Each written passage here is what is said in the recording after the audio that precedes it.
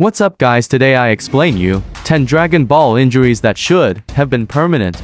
And don't forget to like this video, subscribe this channel, because we are close to hit the 1,200 followers and now have fun with the video. Dragon Ball's heroes have faced some tremendous threats since Dragon Ball Z's introductory Saiyan Saga invasion. That being said, some of the series' greatest losses and injuries are experienced early on in order to emphasize the true severity of Saiyan strength. Yamcha, Shoutsatsu, Piccolo, and Tien all become cruel casualties during the battle against Nappa. But Tien is the only one who experiences an extra injury. Tien meets his end when he channels all of his energy into a tremendous tri-beam attack that barely damages Nappa's armor. Before this tragic conclusion, Nappa viciously strikes Tien and scorches and severs his left arm in the process. Tien's Dragon Ball revival makes him whole again, and he's no longer missing this arm. But a lost appendage could have turned into a compelling character-building exercise for Tien. Tien has always been a dedicated martial artist, and it's likely that he would find a way to adapt to this disadvantage and grow stronger in the process. Additionally, Tien is in a unique situation in the sense that his for which his technique allows him to grow extra limbs. He'd ostensibly be able to use this ability and still have 3 arms at his disposal, even if he's missing one of his primary limbs.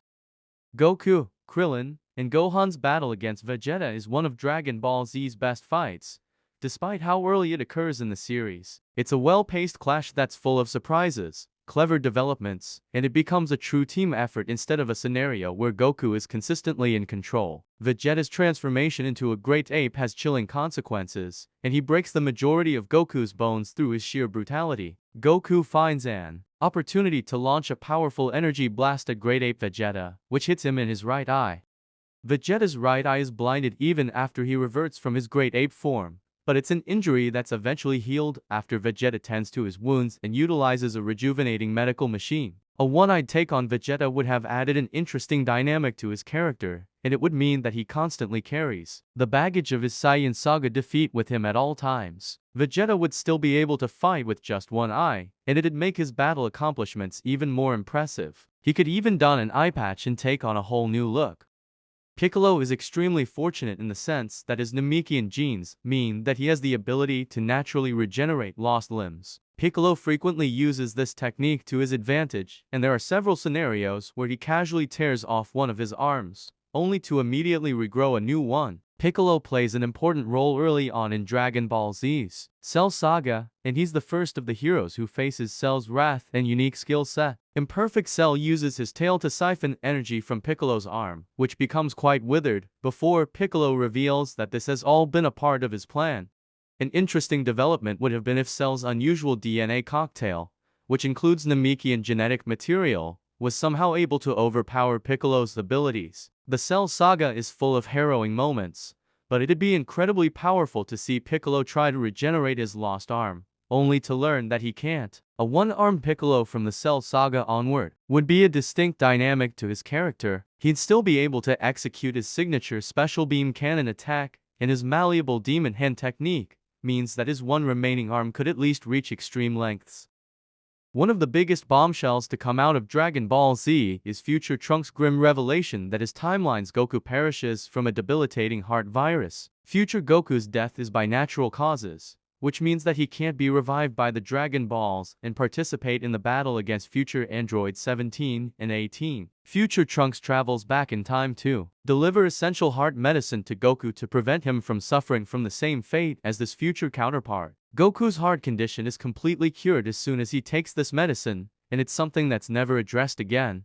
Goku is a character who frequently seems overpowered and that there are no limits to what he can accomplish. A lingering heart condition would be a believable way to ground his strength to some extent. Dragon Ball could present Goku's more strenuous transformations, such as Super Saiyan 3, Super Saiyan Blue, Blue Kaioken, and Ultra Instinct as life-threatening risks that exacerbate his weak heart. Goku could train and learn how to fight in a less taxing manner that keeps his heart safe and instead puts pressure on other elements. Yamcha's presence has increasingly dwindled throughout Dragon Ball, and he's rarely someone who joins the battlefield against a new evil. Yamcha still has a lot to offer during Dragon Ball Z's android invasion, but he faces a rather traumatic injury when he comes in contact with Dr. Gero and Android 19. Dr. Gero, who is also an android himself, has no patience for pleasantries and makes a striking entrance when he rams his hand through Yamcha's chest and begins to absorb his energy. Yamcha is lucky enough to survive the encounter and recover from a senzu bean, which completely heals his wounds.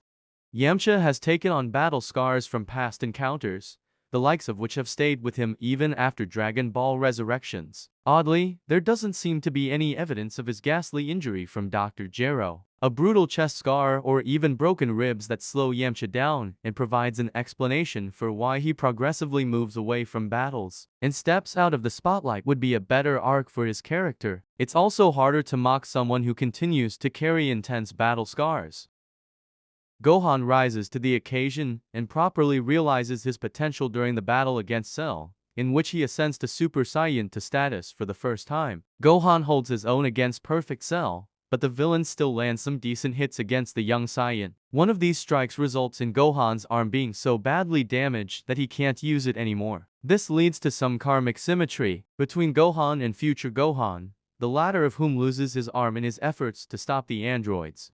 Gohan still manages to perform a powerful one-handed Kamehameha that turns into an emotional father-son Kamehameha when Goku assists his son in this technique from the afterlife. Gohan's arm is completely healed the next time he's seen, but a more battle-worn version of the character might have been an interesting way to differentiate his adult self from his younger years. Gohan's ability to remove the Z-sword with only one hand would be an even more heroic accomplishment, too.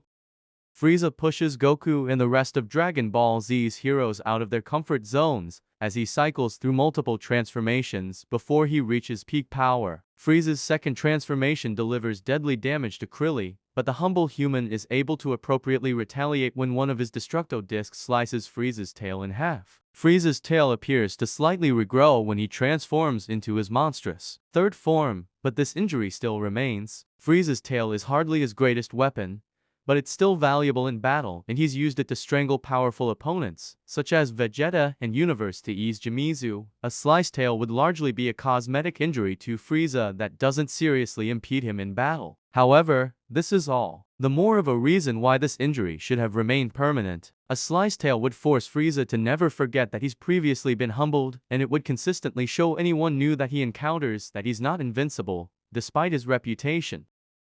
The hero's strenuous group battle against Frieza on planet Namek is one of Dragon Ball Z's fiercest fights. It's a clash that's rich in death and destruction, and Goku narrowly survives before Namek's annihilation. Krillin is arguably the weakest of the fighters who are locked in combat with Frieza, and he faces some brutal injuries before the Galactic Tyrant proceeds to psychically implode him as a malicious way to mock Goku. Frieza's transformation into his second form is an intimidating metamorphosis, and his stronger state features two prominent horns that complete the ensemble. Frieza proves that these horns are far from ornamental when he aggressively gores Krillin in the chest, which breaks through his resilient Saiyan armor and leaves him on the brink of death.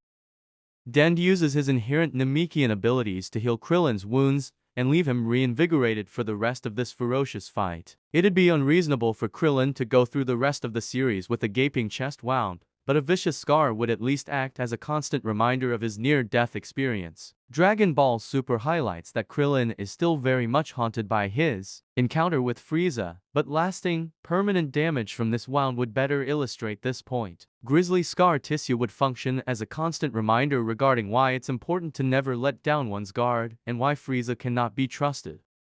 Future Gohan is a relatively fringe figure, albeit a character who has become surprisingly popular in Dragon Ball video games and expanded universe stories. Dragon Ball Sparking Zero even made an intentional effort to highlight this alternate timeline character in one of the game's trailers. Future Gohan tirelessly trains future Trunks in their combined efforts to save their fractured timeline from future androids 17 and 18. Future Gohan, in a desperate attempt to protect his student, ends up losing his left arm during a fight against the androids.